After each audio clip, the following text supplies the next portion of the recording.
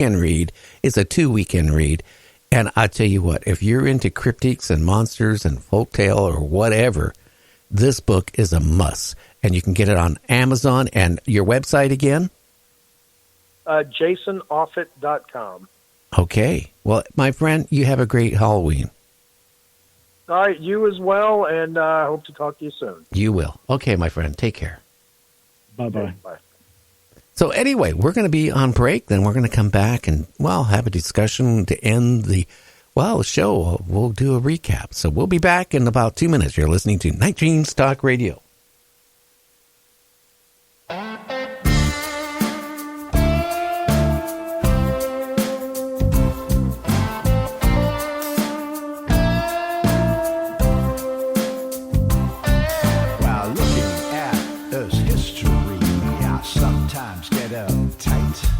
When reading all those faith-based books, all claim to get it right.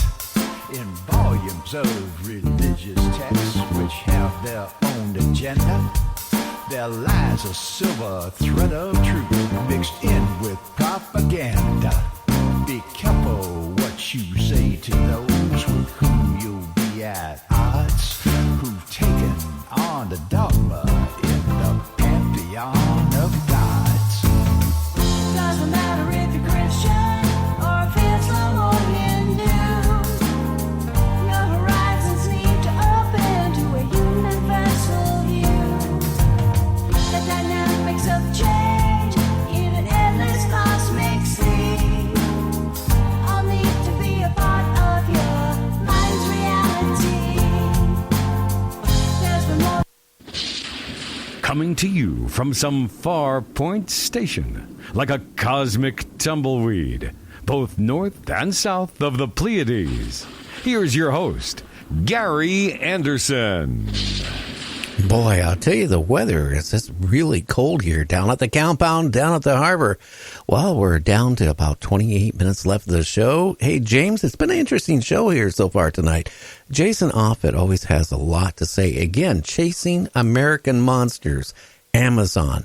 Very good read. If you believe in, cryptids and monsters, Bigfoot, and all kinds of stuff, even if you don't, it's well worth the read. You know that?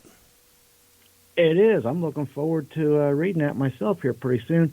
We was talking about these Bigfoots and stuff. Back in 1855 in the Arkansas, Oklahoma area there, the Choctaw Nation, they had a little battle with the Bigfoots because the Bigfoots was taking their livestock and their vegetables and stuff, but then they graduated up to taking their little children and things, and it caused a little war, and that was back in 1855. Oh, yeah. I mean, again, you have all these different camps out there about Bigfoot. They'll say that, Bigfoot give off orbs, they're friendly. They have never ate humans. They would never, they're not cannibals. But, again, I mean, I've heard, stories. It makes me open my eyes up. I don't think Bigfoot give off orbs, number one. I don't think that there could be some out there it's domesticated, I guess, for just like bears can get that way. I think that is a possibility, but I don't think they're friendly towards human. If you go out where they're not used to human at all, you better watch out, because I'll tell you, you're crazy to go out in the woods, let alone anywhere, without some type of protection. If you don't got a gun, I mean, how do you know you're out in the woods and you don't run across some crazy guy out there? I'm just saying, you really risk, your life going out if you're going to do any day camping or hiking or whatever way out in the woods, because who knows? I mean, God, you got to, and make sure you have a satellite phone. I would never go out anywhere distant wise out in the woods without a satellite phone where at least you can get help.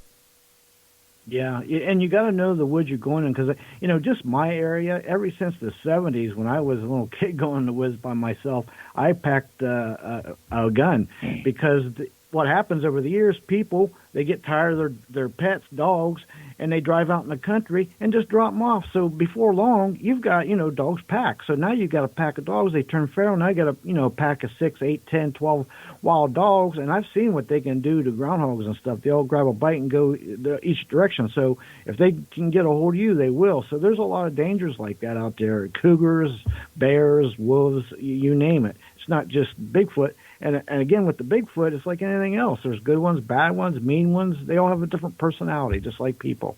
Yeah, I think that's pretty true. Hey, Sam is back with us. Yep, sure am. So how you doing? I was enjoying the program with Jason. Yeah, it was a little different tonight with him. Yes. We should have probably talked about ghosts and stuff with him, but, I really liked what he had to say about, getting into Bigfoot, and then we got into a couple. I am so confused right now because some of the biggest names out there that have spent their whole adult lives looking for Bigfoot is flip-flopped in the last month or two. And I don't understand why they would flip-flop, because it's either side of the camp you go on. There's unless we get proof, it's all speculation, isn't it? I think it's just the reason being is because they've had certain experiences that are over the top, and they can't deny it once you personally experience it. So I think that's the reason why some of them have changed their viewpoint. I don't know. I still, to me, from what I've seen, talking to other people, and I agree with Jason so hardly, unless we have proof of one, and I hate to say it, that's going to end it. I don't think they're in the paranormal. I don't think they're related with UFOs. I'm sorry if I make people mad. I do think they're flesh and blood. I think there is portals all over this world, and I think that maybe that's where they, maybe they're in depth with it, just like we have mediums. Maybe they know for some reason where portals are and where they can travel in and out of time or different locations. Who knows? But I do really feel strong that they're a flesh and blood creature, not something in the paranormal. I'm sorry. I don't buy that one. I won't. And not till we have proof. Well, I agree with that. I agree they're flesh and blood, too. But I think there are certain aspects about what they're capable of doing, much like humans are capable of doing certain things that are paranormal related. But no, I don't believe the Bigfoots are just spirit entities only. Nope, because they've appeared solid to a lot of people. So I don't accept the argument that they're just paranormal only. Well, if they're paranormal only, how could they make footprints then? Oh, there you go. They have to be solid. There has to be gravity affecting them as solid beings so that they can make those footprints in the first place. I've seen these footprints too. I've seen the certain kind of footprints that aren't made by humans before at certain places I've been to. So I've seen the evidence. Oh, yeah. Now, you just recently went up towards more Mount Rainier, didn't you? Up by looking for, what were you looking for on this last trip here about a week or so ago? Well, part of it had to do with looking for the old ghost towns that used to be up there and are getting close to them or figuring out GPS locations for those. And we did. We accomplished what we needed to do to locate certain spots in the towns of Fairfax and Melmount, for instance. However, we wanted to go through the trail because we were experiencing some lightheadedness going through certain areas, and we brought a friend with us, along with my psychic friend Anita, and obviously this other person, well, I won't mention his name, also seems to be somewhat sensitive in that area as well. We walked through that area, and each section that we went through that was a little bit different, like we went through a wooded section, or we went through an open area where there were really tall, huge cedar trees with large cavities underneath them. In other words, you could crawl under their hide if you want to, under the roots. Every time we went through a certain area, all three of us felt like we were getting lightheaded, and there were certain effects that came over us. would go through the wooded area, and then the feeling would change.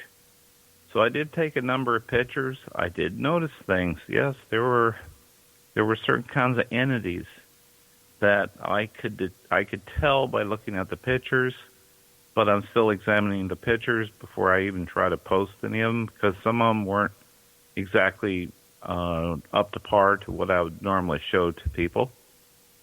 So it's still an area to be investigated. There's a connection, of course. I do feel that there was a lot of activity, human-wise, that used to be there, and I think that affects the paranormal aspect of it. But time will tell. I'm going to get back out there several times and see if I can determine some more stuff. Now, did you run across any old grave or markers or anything where the towns were? Or what is left in Fairfax, for example? Is there just, what, nothing, basically? Well, considering what was there, which was, you got to understand, it was an old company town for mining, coal. And there is the school foundation where the old pool used to be is still there. And there's a number of other, a couple of other foundations, but you'll find a lot of relic household items that might still be lingering here and there, unless someone's already picked it up. We were across the river from where Fairfax was located, so we didn't get a chance to actually walk into that town. That's going to be the next thing we're going to do, and try to see, just take a look around and then try to see if we can feel anything going on. Like I said, we use more of the psychic skills to try to use that as a biological or a biometric indicator to see if what's going on with that area, as far as energy-wise or whatever, because it seems to have a big impact if something's going to show up. How about like a recorder or anything to see if you get any EP, noise or anything, white noise or strange, background noise or talking or anything like that? Any communications from the departed or anything? That is the other thing. I did bring some equipment. I did bring something that I don't know how legit it is. It seems to work in our local tavern because it is extremely haunted. Things happen there all the time, just right up the road from here. It's something called the Ghost Radar. It's just an app you could put on your phone. And nothing happened there. Nothing came across it whatsoever. But yet I can go to a place like where the tavern, like tonight, for instance, in between the show I was listening to it, it was just responding with all sorts of stuff and suggestions for words and whatever. But I know that it's highly paranormal there. However, we do have an EMP meter, our electromagnetic an EMF meter, not EMP. That's electromagnetic pulse. But I have the meter, but unfortunately during the weekend, my friend Barb, who was going to the Manresa Castle, was using it for her research into what was going on there. And it actually worked for her. She had a lot of readings that spiked whenever she got close to certain things. Interesting. So how long were you out there looking, let's see what you could find? Well, we hiked for about 2 miles in, 2 miles back. And, of course, this wasn't a brisk hike. It was just stop, observe. So it took us a better part of 4 hours out there. So it was a good start. And I think based on some of the things we found before, pictures-wise, I'm going to be going back out there and trying to, I don't know. See, it's always, what's the word I want to use? You got to play it by ear when you go out there. If you're doing any kind of research, it's like I was listening to I think maybe Jason mentioned it, about people going out hunting for Bigfoot. Well, it just doesn't happen like that. It's just coincidence, or it's just something that happens. But the more frequent you go out, the more chances you have that something might happen. But you're never going to actually hunt a Bigfoot or hunt for little people or anything like that. Even when he talked about the Patterson-Gimlin film, where that just seemed like a coincidence, well, there might have been a few other people that were probably going out there too with film cameras and never got anything. So